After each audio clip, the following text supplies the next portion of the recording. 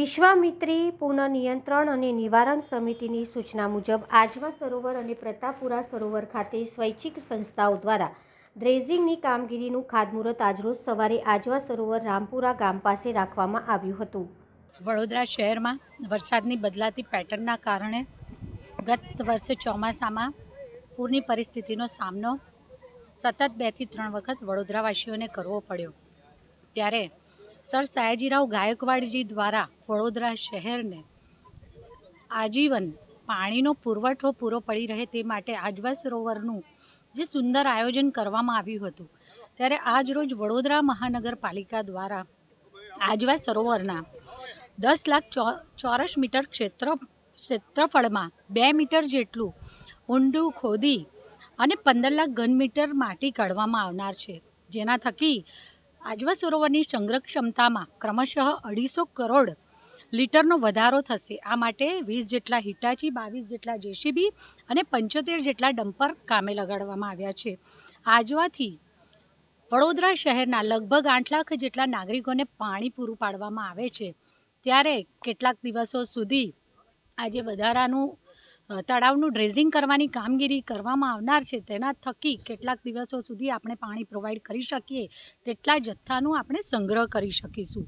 આદરણીય વડાપ્રધાન શ્રી નરેન્દ્રભાઈ મોદીજીના દૂરંદેશીપણાથી જ્યારે સમગ્ર દેશ વિકાસની ગતિમાં આગળ વધી રહ્યો છે, ત્યારે આદરણીય મુખ્યમંત્રી શ્રી ભૂપેન્દ્રભાઈ પટેલજી દ્વારા ચોમાસાના એ સમયમાં તેમના દ્વારા વડોદરા શહેરને આ પાણીના પૂરની પરિસ્થિતિના નિયંત્રણ માટે કમિટીની રચના થાય તે માટે તેમના દ્વારા સતત અવિરત માર્ગદર્શન આપવામાં આવે છે. તો સાથે સાથે તેમના દ્વારા આર્થિક સહાય પણ ડિક્લેર કરવામાં આવી છે, જે થકી વિવિધ કામોના આયોજનોની આપણે યુદ્ધના ધોરણે શરૂઆત કરી દીધી છે, કામગીરી ચાલુ પણ કરી દીધી છે, જેથી કરી અને આગામી સમયમાં આપણે પાણીની સંગ્રહ ક્ષમતામાં વધારો કરી શકીએ. તો સાથે સાથે આજવા સરોવરથી જ્યારે વધુ વરસાદ પડે અને એની સપાટી એની બેટર લિમિટ ક્રોસ કરે ત્યારે આપણે જે 62 દરવાજા ખોલવા પડતા હોય છે તે ખોલવાની કદાચ જરૂર ન પડે તે માટેના પ્રયત્નો હાથ ધરવામાં આવ્યા છે. આજે આજવા સરોવરની સાથે સાથે પ્રતાપપુરા સરોવર ખાતે પણ 3 લાખ ચોરસ મીટર ક્ષેત્રફળમાં લગભગ 5 મીટર જેટલું ઊંડું ખોદી અને લગભગ 20 લાખ ઘન મીટર જેટલી માટી કાઢવામાં આવશે, જેથી કરી અને ત્યાંની પણ સંગ્રહ ક્ષમતામાં આપણે 250 કરોડ લીટર જેટલો વધારો કરી શકીશું. ત્યાં 17 જેટલા હિટાચી મશીન, 14 જેટલા જેસીબી અને 70 જેટલા ડમ્પર કામે લગાડવામાં આવનાર છે. આ પ્રતાપપુરા પણ પાણીના સંગ્રહ અને પાણીમાં જ્યારે આપણે વડોદરા શહેરમાં પુરવઠો આપી શકીએ એના માટે, એટલે કે પાણીના એક નવા સ્ત્રોતનું આયોજન, આજવા સરોવરનું ડ્રેઝિંગ હોય કે પ્રતાપપુરા સરોવરનું ડ્રેઝિંગ, આ બંનેના મૂળમાં રહ્યું છે કે પાણીના એક નવા સ્ત્રોતનું આપણે એક સ્ત્રોત ઊભો કરી એનું પ્રયોજન કરી શકીએ, જેથી કરી અને વડોદરા શહેરને સમગ્ર વર્ષ દરમિયાન પૂરતું પાણી આપણે આપી શકીએ. વડોદરાના ઓગસ્ટ મહિનામાં આવેલા પૂર બાદ વડોદરા શહેરમાં પૂર નિવારણ માટેના પગલાં માટે માનનીય મુખ્યમંત્રી શ્રી ભૂપેન્દ્રભાઈ પટેલના માર્ગદર્શન હેઠળ માનનીય શ્રી નર્મદાવાલાજીની વિશ્વામિત્રીની ઉચ્ચ લેવલની કમિટી દ્વારા જે રિપોર્ટો તૈયાર થયા અને રિપોર્ટોના આધારે કામગીરી વડોદરામાં યુદ્ધના ધોરણે ચાલુ થઈ રહી છે. એના ભાગરૂપે વડોદરા શહેરમાં જે આવેલી 2 ઐતિહાસિક વોટર બોડી કે જેમાં આજવા સરોવર અને પ્રતાપપુરા સરોવર, લગભગ 7 થી 8 લાખ લોકો આજવા સરોવરનું પીવાના પાણી તરીકે ઉપયોગ કરે છે.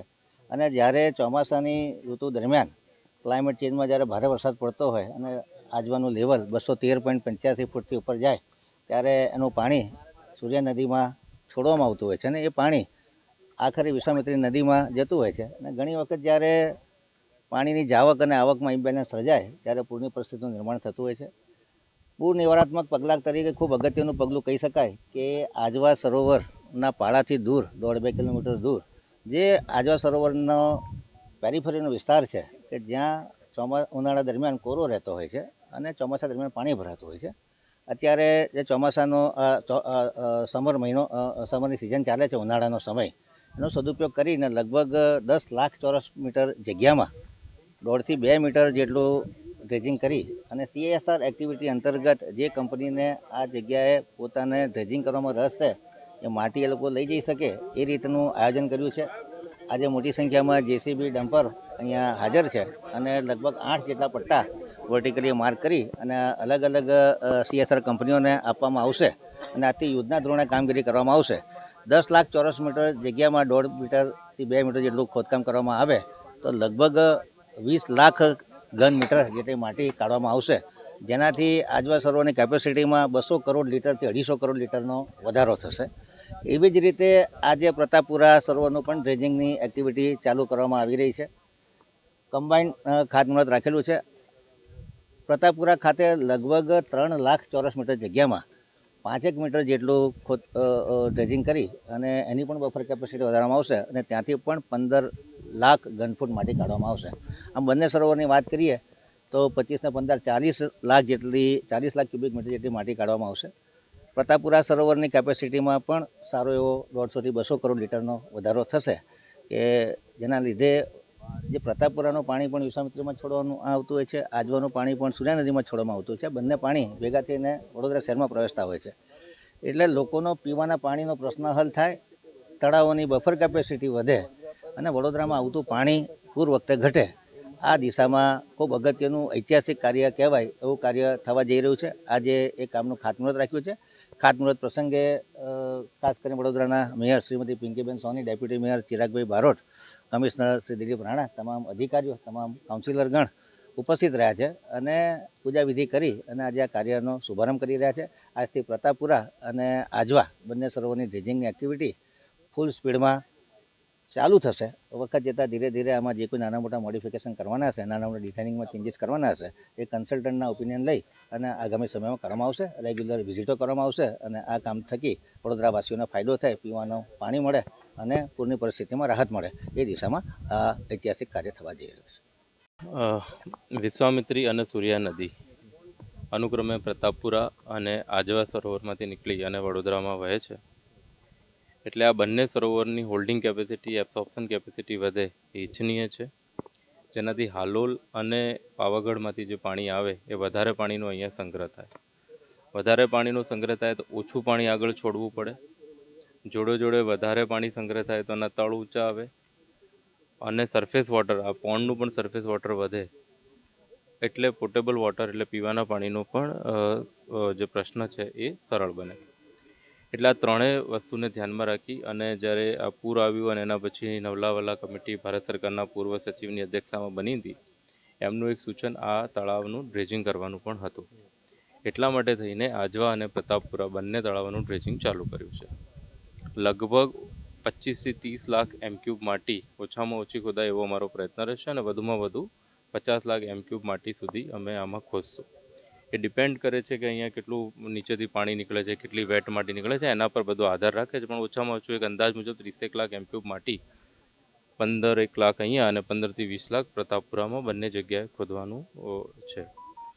જે આનાથી જે પોન્ડનું નિર્માણ થશે એના થકી લગભગ 3 MCM જેટલું પાણી વધારાનું અહીંયા સ્ટોર કરી શકશું અને એના કારણે એટલું પાણી ઓછું જશે અને વધારે પાણીનો સંગ્રહ થશે.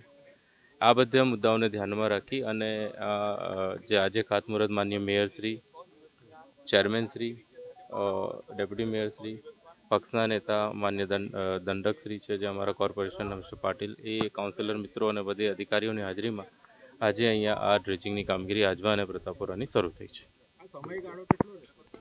આ સમયગાળો 100 દિવસમાં અમે કરશું. એટલે લગભગ આજે ચાલુ કર્યું છે એટલે 10-12 જૂન સુધી અમે જ્યાં સુધી વરસાદ ના આવે ત્યાં સુધી કરશું. પણ પૂરો માર્ચ, એપ્રિલ અને મે મહિનામાં આ કામગીરી થશે. ના, એ પ્રોટેક્શન વોલ નહીં થાય. અહીંયા ફક્ત ડ્રેજિંગ થશે 1 મીટરનું. 1 મીટર એ હું કહું છું કે જે કેટલું પાણી નીચે સંગ્રહિત છે એના પર છે, કેટલી વેટ સરફેસ છે. અંદાજિત 1 થી 1.5 મીટરનું ડ્રેજિંગ આખા વિસ્તારમાં આજવાના પાછળના ભાગમાં થશે. એટલે આગળથી આવતું પાણી અહીંયા ટેપ થઈ જશે.